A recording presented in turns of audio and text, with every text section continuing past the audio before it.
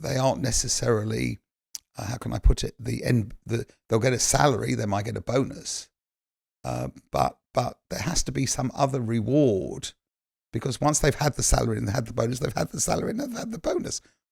It doesn't mean that much. It might be required or necessary or lived to, but there's something about the goodwill, the energy, the joy.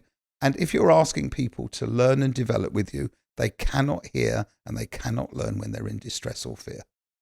That's a really good, I mean, that's just such a good point, you know. Yeah.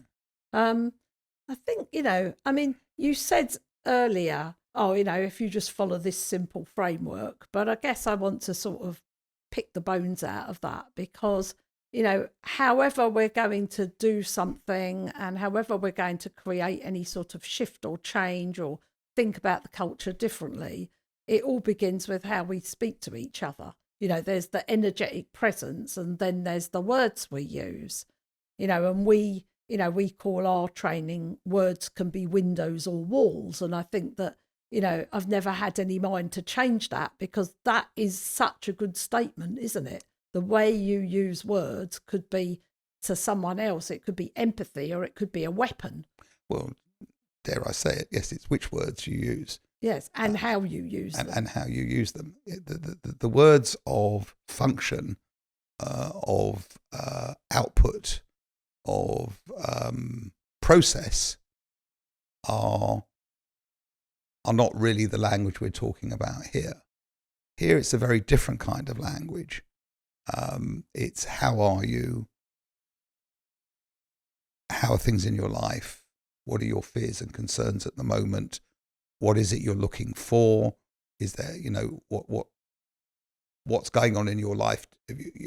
So it's really wanting to know about the person and understanding people's history and a little bit about where they came from makes a huge difference to the language and the approach you would take. And I'm going to give you an example of a group that I've been working with.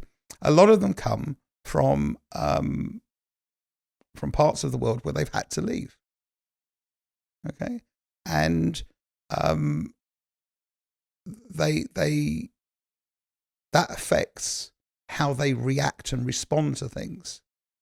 So what I've learned in working with the group that comes fundamentally because they've had to leave, they may have lost everything, they're working hard, they will commit and they will work very hard.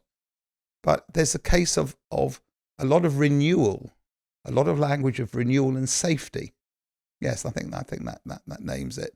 Where, yes, because I understand that, we have many meetings which are about we're doing well, everything's working fine, we're progressing, and because I understand that, I know how to work with it. Where I found some people I've worked with, they've come from homelessness, and you know, so work is really important. They're terrified they're going to end up on the street again. So anything that they're often hyper alert. They're often the hardest workers, but they sometimes can be the most severe critics if they don't believe that they're within a team that's supporting them to stay off the street. And these are the nuances of the complexity of the world we live in. And we live in a very, very complex world. And people have had multiple experiences. They haven't all lived round the corner together for the last 50 years in the same way. And they're coming from different cultures, different belief systems. And we need to really understand what's going on, because otherwise you end up in another place where you can easily offend people, where you haven't really considered what they eat. Silly thing, you know, sometimes we have a meeting, we buy cakes. Someone's got to remember that person has this health issue or that, and we have to make sure we provide because we want to. Not because we're going to get into a problem, but by not having that time and consideration and slowing down and think, hang on, how are we going to do this? Have we got the real time? Then you start yes, but I was discriminated because they didn't get me the right cake. Now that would have been the example of where that wasn't seen in many ways.